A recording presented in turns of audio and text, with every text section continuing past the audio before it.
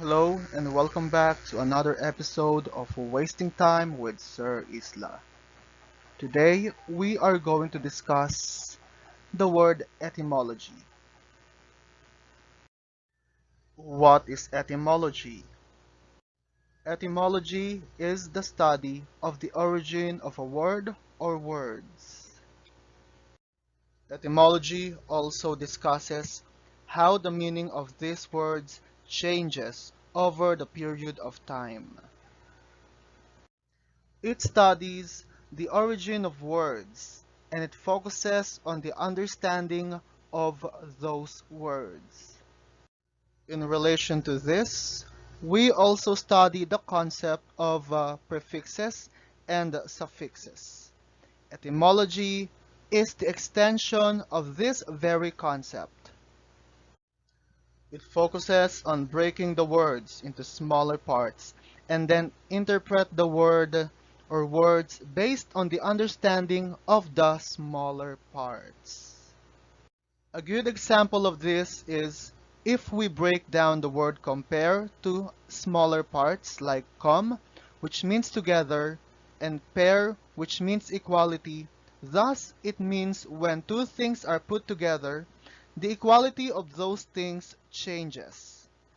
Thus, we can break the word compare into smaller words and interpret the meaning of these words based on our understanding of these words. Let us discuss some other examples. Here we have the word ego, and this word means self.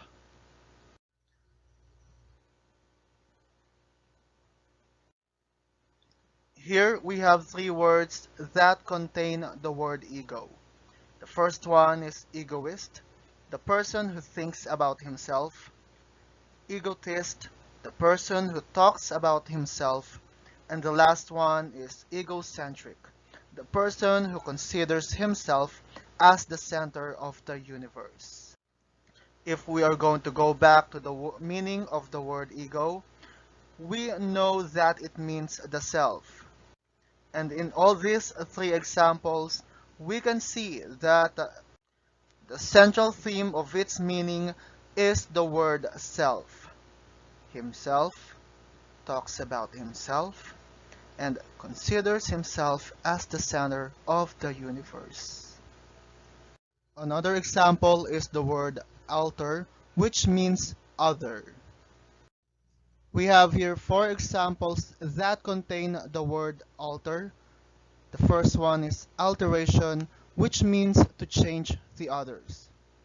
Alternative, which means to substitute the other. Altercation, which means to quarrel noisily with others. And altruist, which is the combination of the word alter, which means other, and ist.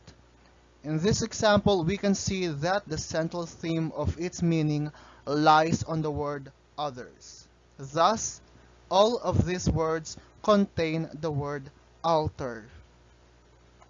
There are also certain terminologies that we can remember and we can use as guide to guess the meaning of an unfamiliar word. The first one is logi, which means the study. Miso, which means hate. Phile or feel, which means love. And mono, which means one.